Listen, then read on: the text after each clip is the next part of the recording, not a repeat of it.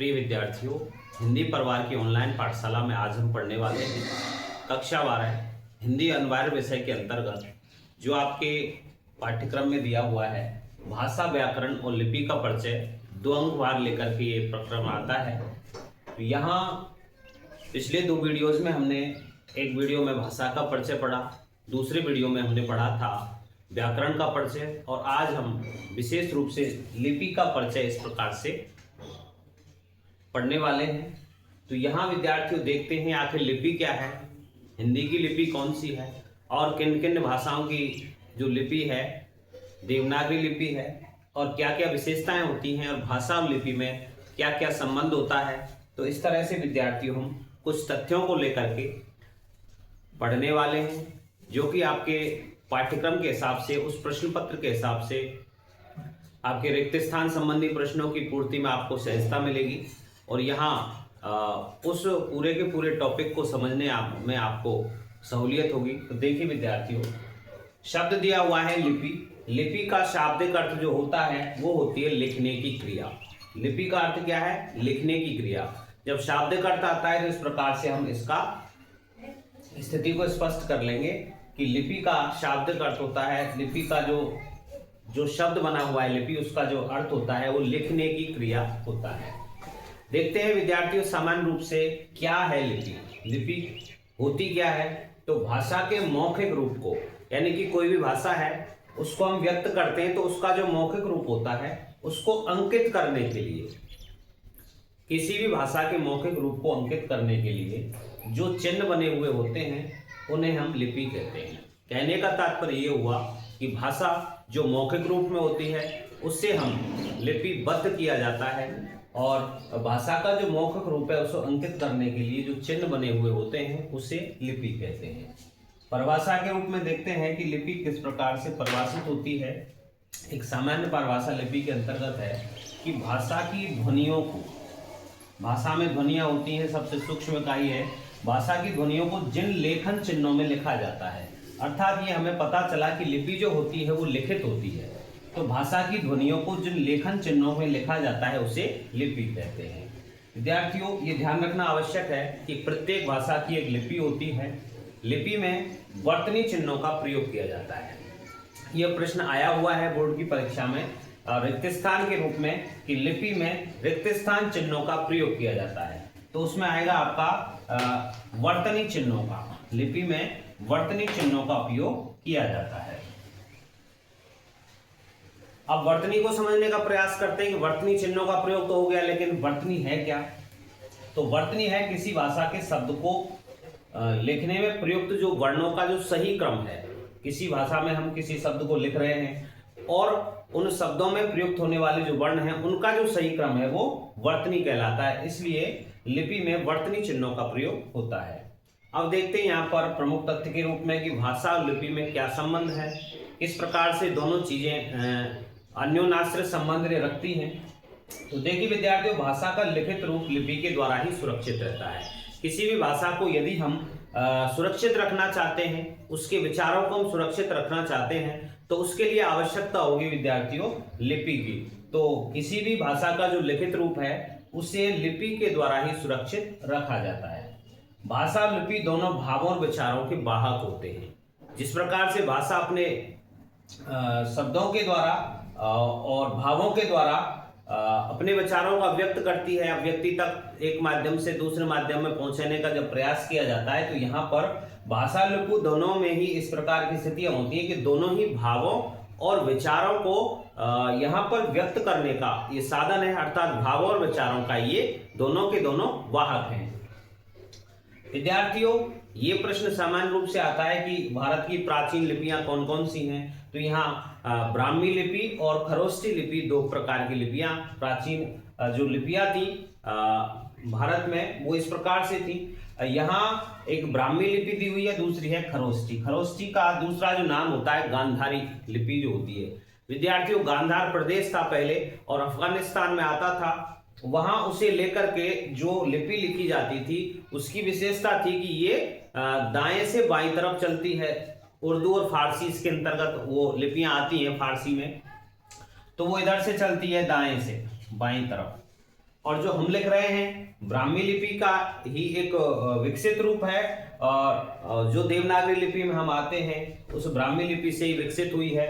उसका क्रम क्या है कि ये बाएं से दाईं ओर चलती है।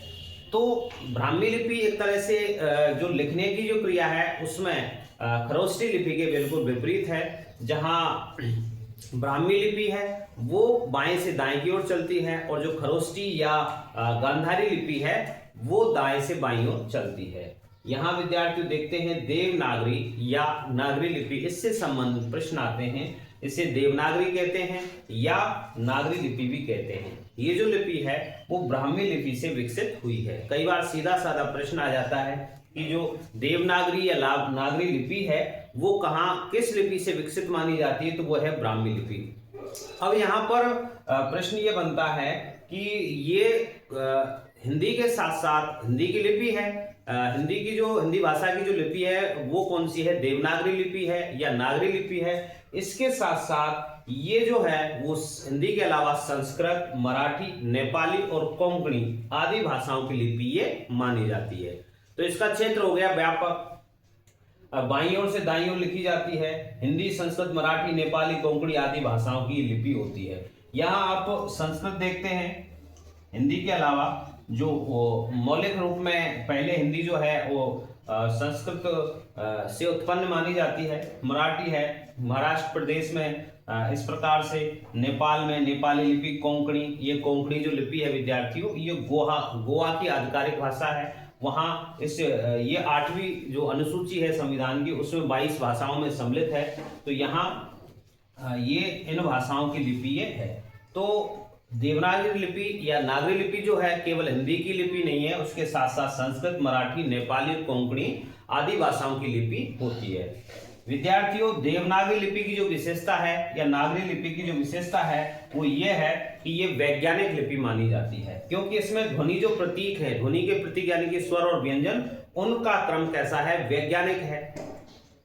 यहाँ विद्यार्थियों एक परिवर्तन हुआ था, इससे संबंधित प्रश्न भी आपके समसामयिकी के हिसाब से उसमें आ सकता है कि वर्तमान में हिंदी वर्णमाला में जो वर्णों की संख्या है वो पहले इसमें तारीख दी हुई है कि आपका 22 अक्टूबर 2024।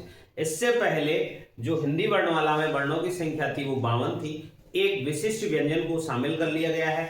उसी के साथ साथ यहाँ पर हिंदी वर्णमाला में वर्णों की संख्या है वो 53 मानी जाती है। यदि ऑप्शन में 53 नहीं आता है तो 52, नहीं तो यदि 53 ऑप्शन आता है तो आपका 53 ऑप्शन उसमें सही होगा, क्योंकि 53 वर्ण जो है वो इस प्रकार से है कि इसमें 11 स्वर, 33 मूल व्यंजन है, उसके साथ साथ 4 संयुक्त व्यंजन होते हैं, 6 त्रय गैर श्रय, इस प्रकार से इसमें आयोग हुआ है। यानी कि अनुस्वार और जो हलंत होते हैं वो आयोग वाह के अंतर्गत आते हैं। 2 उच्छिष्ट होते हैं, डय और ढय, और एक विशिष्ट वर्ण जो कि 53वां विशिष्ट वर्ण। इस प्रकार से हिंदी केंद्रीय हिंदी समिति द्वारा 22 अक्टूबर 2024 को यहाँ पर जोड़ा गया है हिंदी वर्णमाला में, और इसका जो उच्चारण होता है वो ढय के लगभग होता है।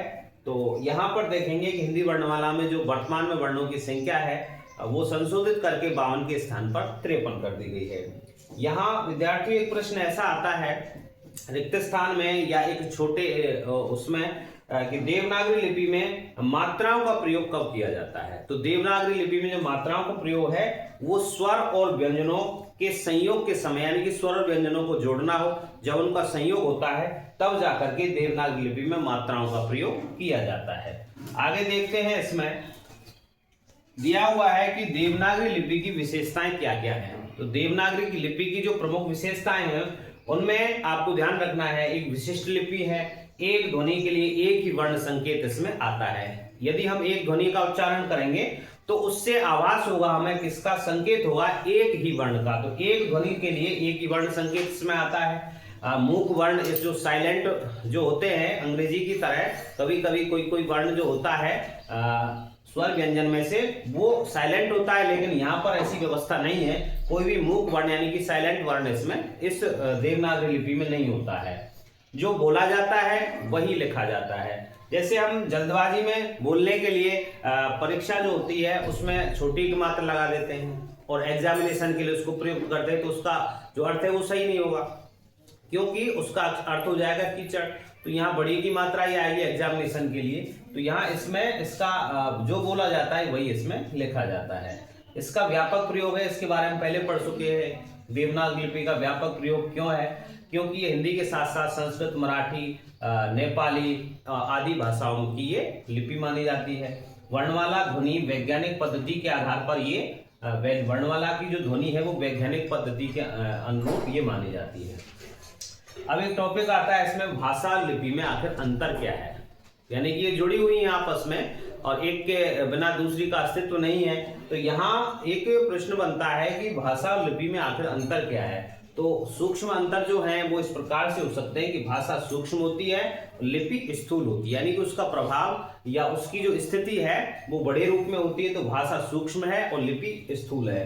भाषा की ध्वनियों में अस्थायित्व होता है, भाषा की जो ध्वनि है उसको बोल करके वो उसका अस्तित्व समाप्त हो जाता है, अर्थात वो अस्थायी अवस्था में होती है, जबकि जो लिपि है वो अपेक्षाकृत क्या होती है, उसमें स्थायित्व पाया जाता है, वो स्थायी हो जाती है, लिखने के कारण वो विषय वस्तु क्या हो जाती है, स्थायी हो जाती है। तीसरा अंतर आता है कि भाषा श्रव्य है जबकि लिपि दृश्य व पाठ्य है। केवल सुना जाता है किसी, जैसे मौखिक भाषा के रूप में हम कहते हैं तो केवल सुना जाएगा उसको, इसलिए भाषा कैसी हुई, श्रव्य हुई, जबकि लिपि कैसी है, दृश्य है, देखी जा सकती है, और ये पाठ्य है यानी कि इसको पढ़ा जा सकता है। चौथा है भाषा तुरंत प्रभावकारी है, भाषा का जो प्रभाव है वो तुरंत यानी कि तुरंत ही प्राप्त होता है, उसका प्रभाव तुरंत ही प्रभावकारी हो जाता है, जबकि लिपि विलंब से उसका जो विलंब से उस प्रभावकारी मानी जाती है।